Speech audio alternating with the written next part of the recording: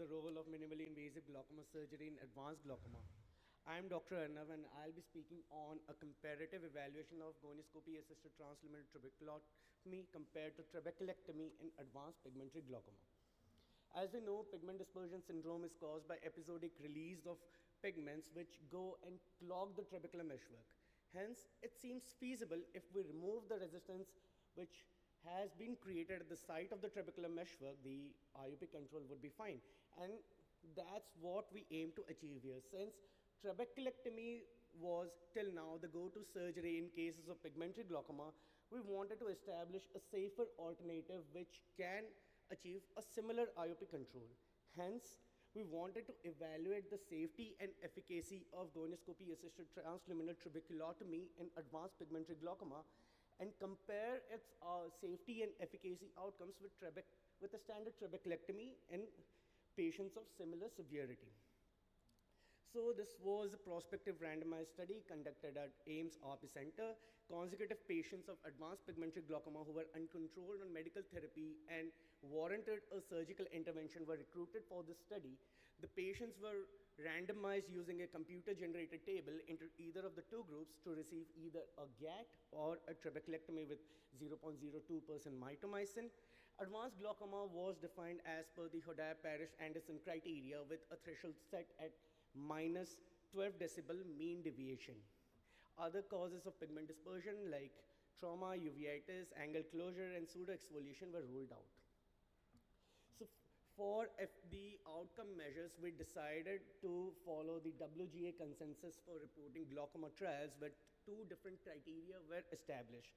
For criteria A, it warranted the use of an upper limit of IOP and a minimum reduction from baseline values. So these were set at 18 millimeter of mercury and at least a 30% reduction from preoperative values or a reduction in number of medication was considered as success. For criterion B, we decided to separate into two groups depending on severity of glaucoma.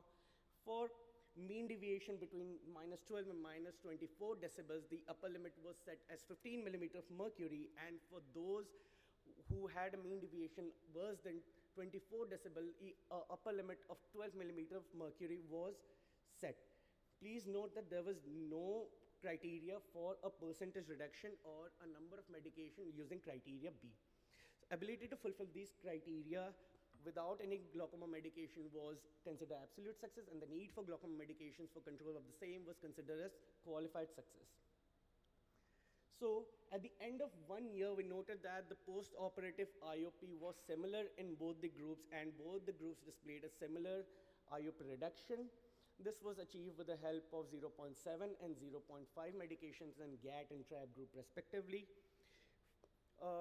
It is of interest to know that 6 eyes had a VFI of less than 10% and a mean deviation of less than 30 decibel, which meant these patients had very advanced glaucoma.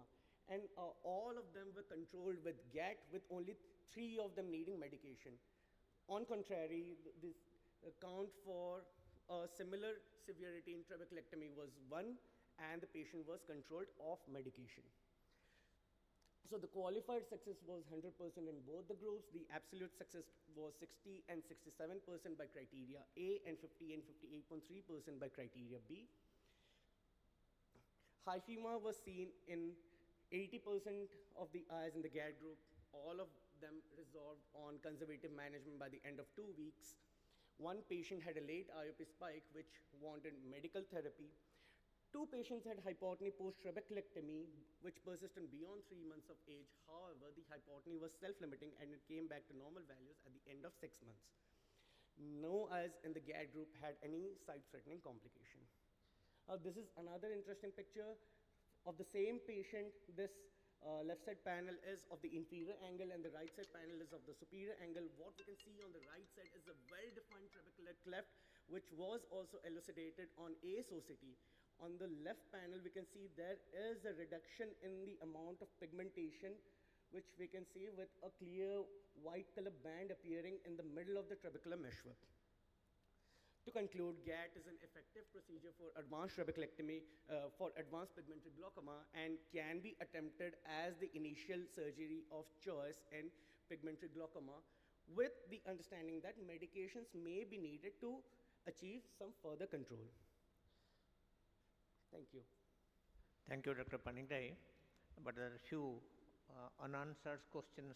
The thing is, why did you choose two groups of the same surgery, the same type of patients in two groups? Because you are not doing anything to the trabecular meshwork where the pigment is deposited in a great degree. So if you do a curettage procedure and compare with another procedure, that would be more worthwhile. Why did you choose Gatt and trabeculectomy in the same type of eyes? So because that is actually, you are not touching the trabecular meshwork, yes, and which is filled with or with trapped with pigment. So, as of now, Gatt is a recently emerging trend with more and more surgeons getting the hang of it. Since it has been described, most of the Gatt surgeries has been described in primary open angle glaucoma. Some studies have included PCG. I went back, reviewed the literature because it seemed very logical to just treat the trabecular meshwork for treatment of pigmented glaucoma. What I noted was there was no study which evaluated the outcome of Gatt in pigmented glaucoma. There were only a few reports which were a part of larger study groups which was widely heterogeneous, like they included pseudo exfoliation, JOAG, POAG. Hence, and since trabeculectomy is the current standard of care in any form of advanced glaucoma, so we wanted to see if the logical thing would lead to a similar IOP reduction. Okay.